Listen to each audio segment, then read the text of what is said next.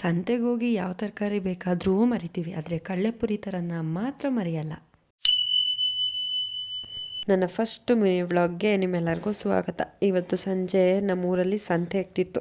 ಸಂತೆ ಕಡೆ ಹೊರಟ್ವಿ. ಹಾಗೆ ನಮ್ಮೂರಲ್ಲಿ ತುಂಬಾ ದೊಡ್ಡ ಕೆರೆ ಇತ್ತು. ಅದನ್ನೆಲ್ಲ ನೋಡಿಕೊಂಡು, ಈ ಕೆರೆಯಲ್ಲಿ ಲಕ್ಷ್ಮಣ ತೀರ್ಥ ನೀರು ಬರುತ್ತೆ, ಇದನ್ನೆಲ್ಲ ನೋಡ್ಕೊಂಡು ಸಂತೆ ಕಡೆ ಹೊರಟ್ವಿ. ಹಾಗೆ ಮಳೆ ಬೇರೆ ಬಂದ್ಬಿಡ್ತು. ಹೆಂಗೋ ಸ್ವಲ್ಪ ದೂರ ಅಂದ್ಬಿಟ್ಟು ಹೊರಟಿದ ತಕ್ಷಣ ನಾವು ತರಕಾರಿ ತರಕ್ಕೆ ಹೋಗಲಿಲ್ಲ. ಫಸ್ಟ್ ಹೋಗಿದೆ ಪಾನಿಪುರಿ ಅಂಗಡಿಗೆ. ಪಾನಿಪುರಿ ಅಂಗಡಿಗೆ ಹೋಗಿ ಒಂದು ಪ್ಲೇಟ್ ಪಾನಿಪುರಿ ತಿಂತ ಆ ಮಳೆಗೂ ಆ ಪಾನಿಪುರಿಗೂ ಆಹಾ ಎಂಥ ಫೀಲ್ ಗೊತ್ತಾ. ಅದೆಲ್ಲ ತಿನ್ಕೊಂಡು ಹೊರಟ್ವಿ ಸಂತೆಗೆ ಹೋಗಿದ ತಕ್ಷಣ ನನ್ನ ಕಣ್ಣು ಫಸ್ಟು ಮಾವಿನ ಹಣ್ಣು ಕಡೆನೇ ಹೋಯ್ತು.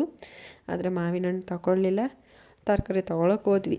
ನಮಗೆ ಬೇಕಾಗಿರೋ ತರಕಾರಿಗಳೆಲ್ಲ ತೊಗೊಂಡ್ವಿ. ತರಕಾರಿ ರೇಟ್ ಅಂತೂ ಕೇಳಬೇಕಾ, ಫುಲ್ಲು ಗಗನಕ್ಕೇರಿತ್ತು. ಗಗನಕ್ಕೇರಿದ್ರು ಕೂಡ ನಮ್ಮ ಆರೋಗ್ಯ ಚೆನ್ನಾಗಿರ್ಬೇಕಲ್ವ. ನಮಗೆ ಬೇಕಾಗಿರೋ ತರಕಾರಿಗಳೆಲ್ಲನೂ ತೊಗೊಂಡು ಬರಬೇಕಾದ್ರೆ ಏನು ಬೇಕಾದರೂ ಮರಿತೀವಿ, ಆದರೆ ಕಡಲೆಪುರಿ ತೊಗೊಳೋದು ಮಾತ್ರ ಮರೆಯಲ್ಲ.